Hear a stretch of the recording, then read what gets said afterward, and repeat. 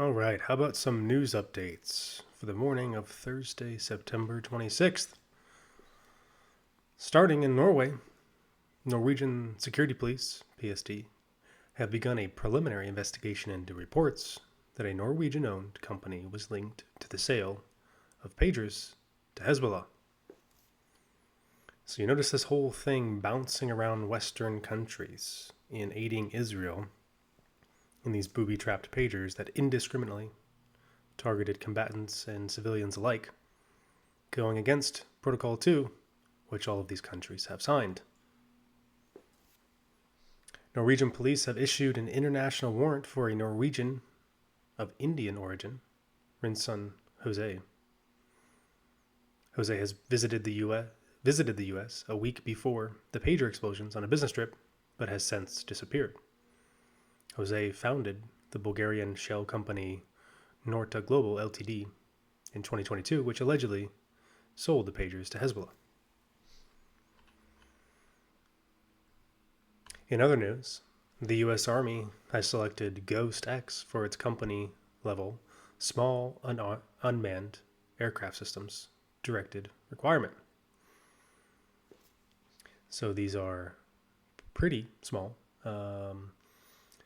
unmanned aerial vehicles with rotary flight and have guns mounted on them as well as sensors. I'm not sure if this video would be receive a copyright strike if I played this, so I'm not going to, but I'm sure you can go look it up. Again, the company's GhostX. Went through this in a video that's uploading as we speak. What will the surge of U.S. forces to the Middle East cost the military? And we could read through this whole thing. But so far, since October 7th to mid-July, the U.S. spent $1.16 billion worth of just munitions in the Red Sea. And if you've been keeping up with reports of what's been going on in the middle or in the Red Sea with these munitions, it's reports of one drone being struck, two drones being struck. Very small scale defense and threat elimination strikes, and it's already cost $1.16 billion just doing that.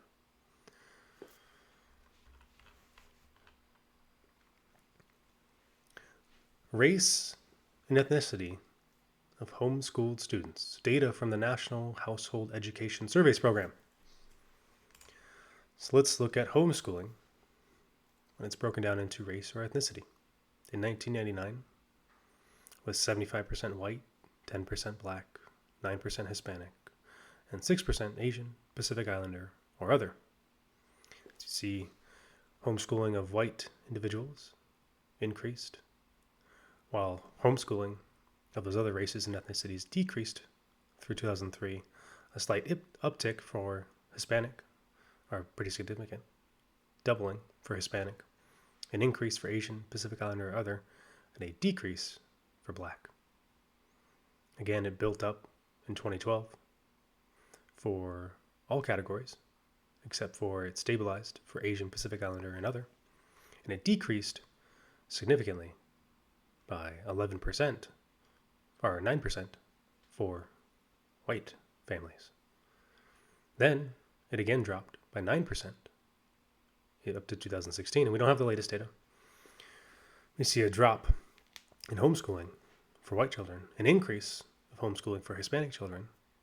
This data is very revealing to me because I had no idea about these differentiations. And then we see a decline for Asian, Pacific Islander, or other through 2016 data, and a stabilization for black families through 2016. Oops, let's go ahead and read this post. This post reads underneath that graphic, "This is why many folks actually hate homeschooling, by the way, and they are starting to get more honest about this. The reality is that homeschooling makes forced integration less possible by the year. I expect that there will be pushes for homeschooling bans in my lifetime. There is nothing more terrifying to anti-homeschoolers than white families teaching their children not to hate themselves or their heritage. You should be asking yourself why that would be the case. Once you see it, you cannot unsee it. Very interesting comments indeed. We went over this yesterday. It's interesting. If you want to get Trump to do something, you simply attack. You make him look bad. You make him look weak. And you can get him to respond. And we'll go over a video in a bit that demonstrates this. And he demonstrates it from his previous presidential term. That's a very dangerous thing. If you can get someone to react by feeding information that attacks his ego or his status, if you can get that person to react, could you not feed fake information, fake news to that person and get them to react how you want them to? We'll go over in a minute for those that are doubting. A gunman hijacked an MTA bus in South LA early this morning. The gunman shot and deleted one passenger. The driver showed courage, remaining poised throughout the incident, which included a pursuit and a standoff. LAPD SWAT officers were able to arrest the suspect and save the driver and the additional passenger on the bus. Eric Adams was indicted. Apparently this is Kamala's Project 2025. And these are the bullet points. Citizenship for 20 million illegals. Ban gas-powered cars. Replace police with social workers. Ban fracking. Transformer surgeries for minors. Taxpayer-funded reparations. Pack the U.S. Supreme Court. Government and big tech censorship. Cashless bail for violent criminals. Federal takeover of all elections. Use tax dollars to fund deletions of preborn humans. Enforce racist affirmative action. Mandate injections. Require government approval to use the Second Amendment.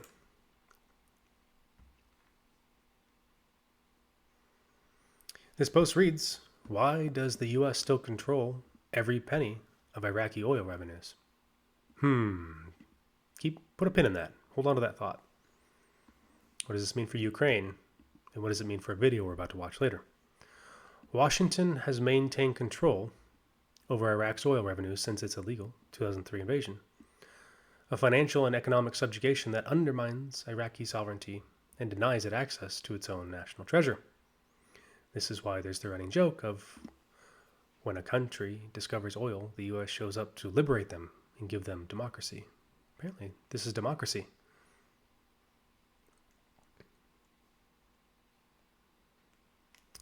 Apparently, an FBI whistleblower issues warning, vote, participate in the Second Amendment, stock up on food, and pray.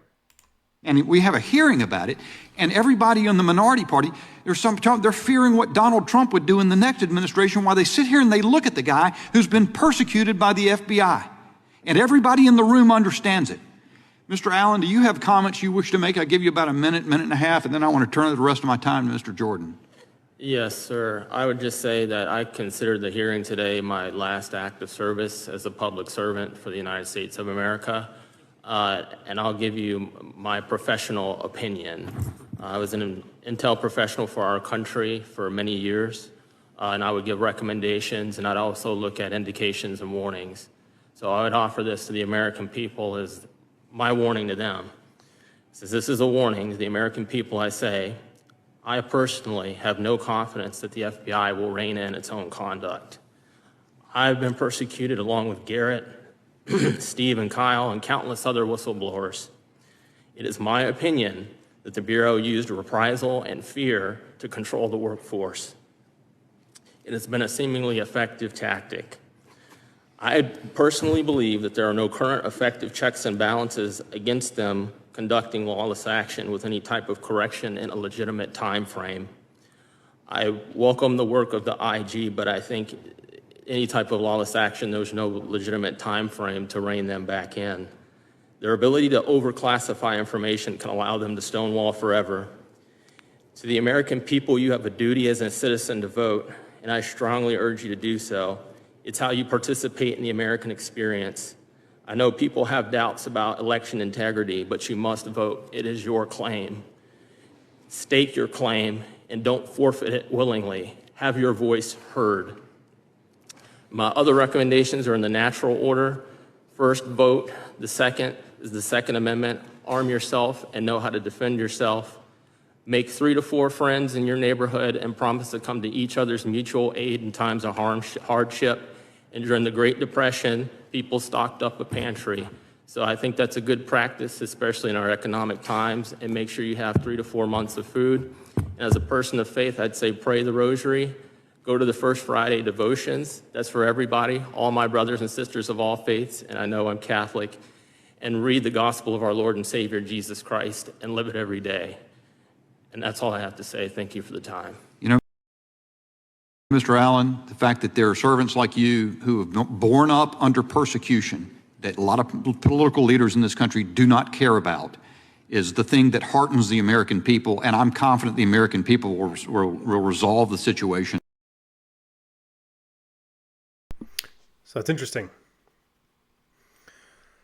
One thing to note is, could this be controlled opposition disinformation? It could be, but here's the most fascinating thing to me. As you listen to Mr. Allen speak, as having experienced this myself and interviewed countless numbers of people at this point who are very nervous, you can see the indicators of someone that's nervous.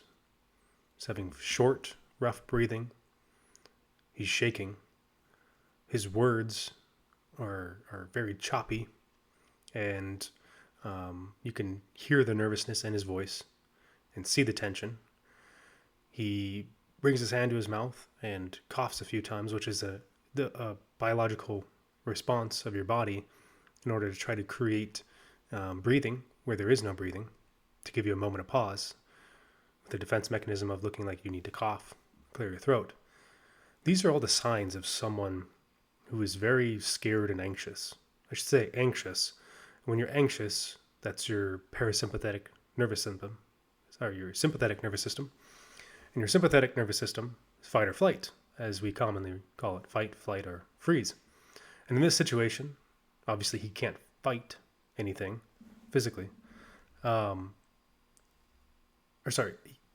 can't fight physically. He can't flight, he can't take off and run, and he can't simply freeze. And so he's pushing himself through the sympathetic nervous system, which is adrenaline pumping in your body, in order to stay in this situation and deliver this message. So I find it very interesting seeing this from someone who's an FBI whistleblower and what this person has to say. That's all for that one. Go ahead and readjust my volume back up. And we went through this stuff in yesterday's video. All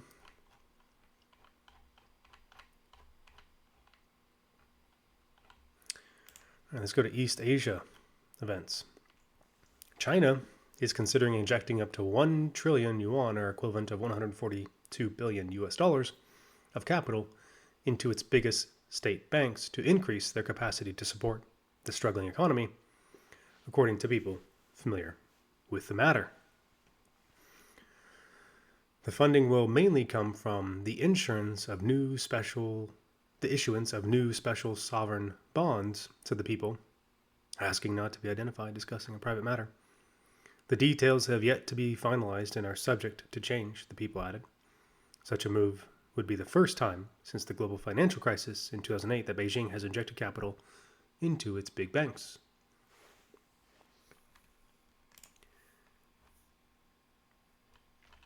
In the Middle East, apparently 72 people deleted and another 392 people wounded today after Israel's strikes. The general figure comes to around 630 total people deleted in Lebanon and almost 2,000 wounded. This is not including the pager attacks. This is post-pager attacks since the airstrikes have started. There was a letter published. Apparently my computer's having a rough time loading it. Go ahead and refresh here. Stay with me, folks, while we get this going.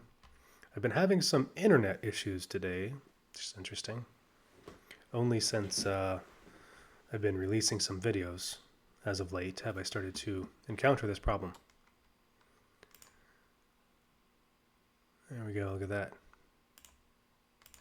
Someone attacking the Telegram servers, who knows, these days. So the Biden-Harris White House, aiming to prevent an all-out war between Israel and Lebanon's Hezbollah, released a joint statement earlier tonight calling for a 21-day ceasefire between Hezbollah and Israel to allow for negotiations on Hezbollah's compliance of United Nations Security Council Resolution 1701, as well as the continuation of a ceasefire negotiations in the relation to the Gaza Strip. The statement reads, go ahead and zoom in for those of you who want to read it. Joint statement by President Biden and President Macron. It is time for a settlement on the Israel-Lebanon border that ensures safety and security, peace and safety to those of you who know what I'm talking about, to enable civilians to return to their homes. The exchange of fire since October 7th, and in particular over the past 2 weeks, threatens a much broader conflict and harm to civilians. We therefore have worked together in recent days on a joint call for a temporary ceasefire to give diplomacy a chance to succeed and avoid further escalations across the border. The statement we have negotiated is now endorsed by the United States, Australia, Canada, the European Union, France, Germany, Italy, Japan, Saudi Arabia, the United Arab Emirates, and Qatar. We call for broad endorsement and for the immediate support of the governments of Israel and Lebanon. The question is this 21-day ceasefire really planned to culminate in peace and safety in the region, peace and security in the region, or is this a buffer time frame to prepare for what they actually want after the ceasefire? I didn't share the post to this collection thread of mine, but Netanyahu denies that there are ceasefire talks.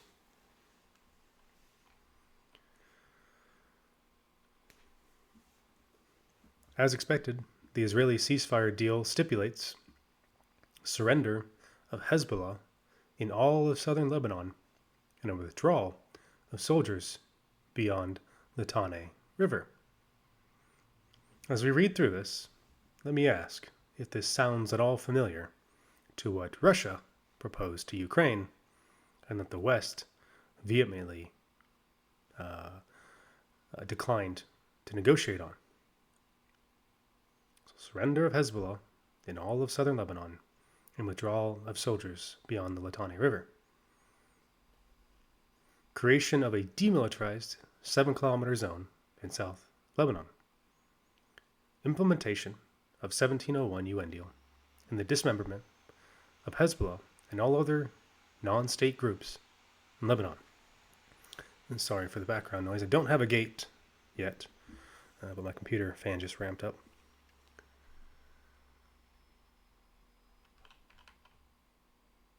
Strikes continue to hit Israel and into Lebanon and into Syria.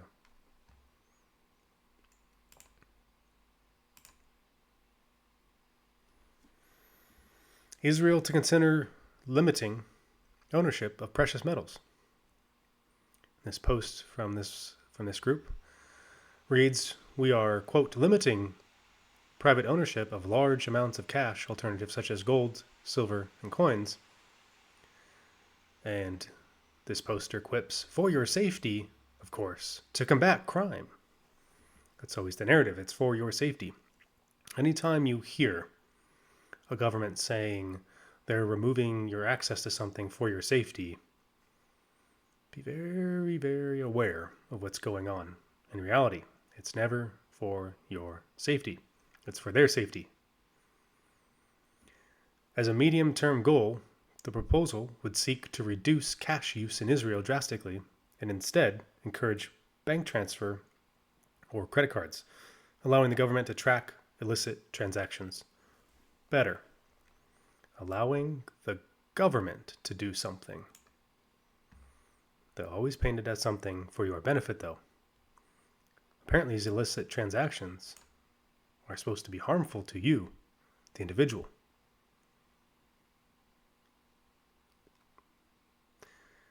Anyways, that's all I've collected for today. I'll probably make another video later as more news develops around the world and comes out. This is a pretty early release compared to my normal releases, which is why I usually release stuff later in the day for the folks here in Western time zones to get some of this information, as well as it provides that information in the morning for people in significantly different time zones as they're getting ready for the day and seeking to understand what in the world is going on in the world. So until next time, which may be later this afternoon, stay exponentially aware.